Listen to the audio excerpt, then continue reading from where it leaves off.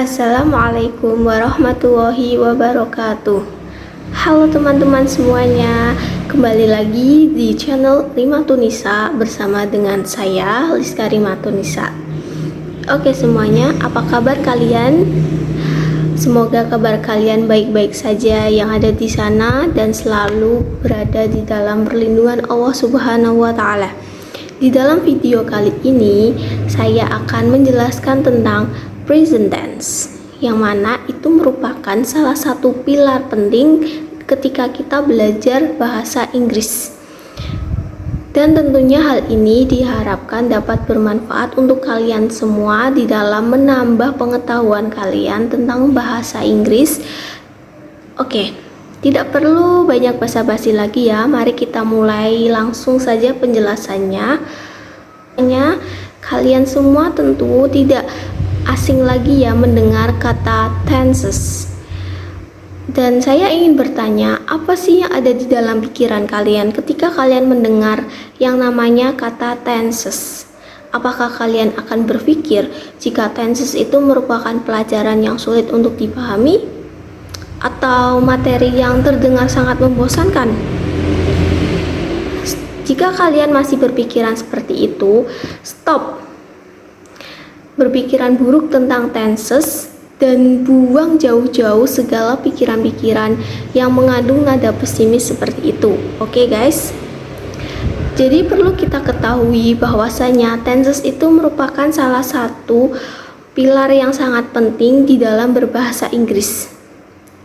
Ketika kalian sedang belajar berbahasa Inggris, itu sangat wajar bagi kalian semua untuk bisa mencintai dan dapat menguasai tentang tenses agar kemampuan berbahasa Inggris kalian itu bisa meningkat. Tenses sendiri merupakan bentuk waktu dalam kata kerja atau verb. Di dalam bahasa Inggris, bentuk waktu yang berbeda itu juga diekspresikan dengan tenses yang berbeda. Maka dari itu ada total 16 tenses dalam bahasa Inggris. Penggunaan tenses sendiri itu untuk menunjukkan waktu terjadinya sebuah peristiwa. Sementara itu, tenses dibagi menjadi tiga kategori berdasarkan bentuk pembagian waktunya. Pertama itu ada present tense. Present tense itu berfungsi untuk menunjukkan jika peristiwa itu terjadi di masa sekarang.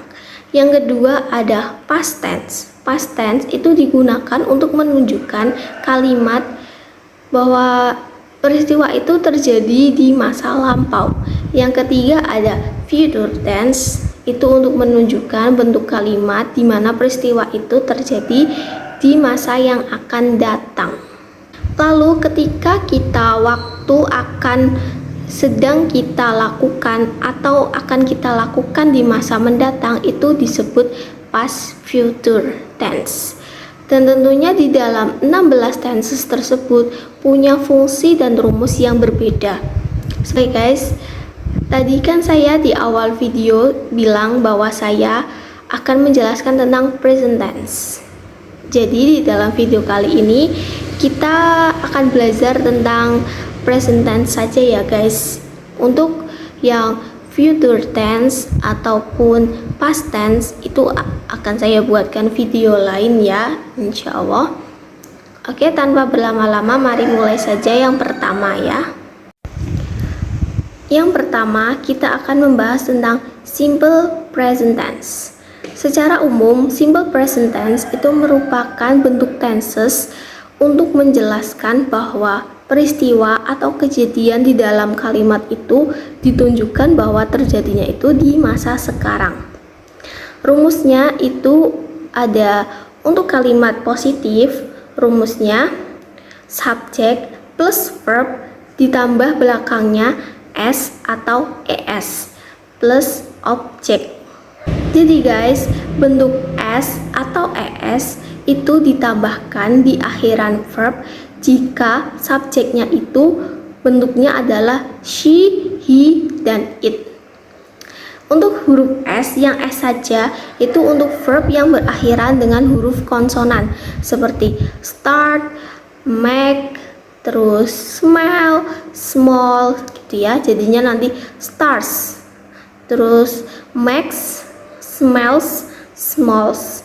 Dan untuk bentuk yang es itu untuk verb yang berakhiran huruf vokal ch, sh, x, dan y. Seperti copy, copy menjadi copies, carry menjadi carries. Contoh yang kalimat yang positif itu ada Raka goes to the library every Monday. Jadi di sini go itu bentuk verb 1 ditambahi dengan huruf es. Yang kedua, jika kita ingin membentuk kalimat negatif, itu rumusnya adalah subject plus do or does plus not plus verb 1 plus object. Do itu digunakan jika subjeknya adalah they, we, you, I, sementara does itu digunakan jika subjeknya adalah she, he, it. Contohnya adalah Raka doesn't go to the library every Monday. Artinya Raka tidak pergi ke perpustakaan setiap hari Senin. Atau bisa diperpanjang menjadi Raka doesn't not go to the library. Yang ketiga itu ada bentuk kalimat interrogatif atau kalimat pertanyaan. Rumusnya adalah do or does plus subject plus verb 1 plus object. Contohnya, does Raka go to the library every Monday? Apakah Raka pergi ke perpustakaan setiap hari Senin? Seperti itu.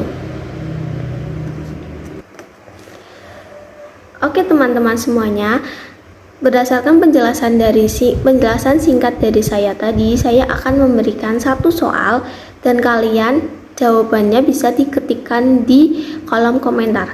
Untuk soalnya adalah, adik saya merasa senang setelah bermain seharian.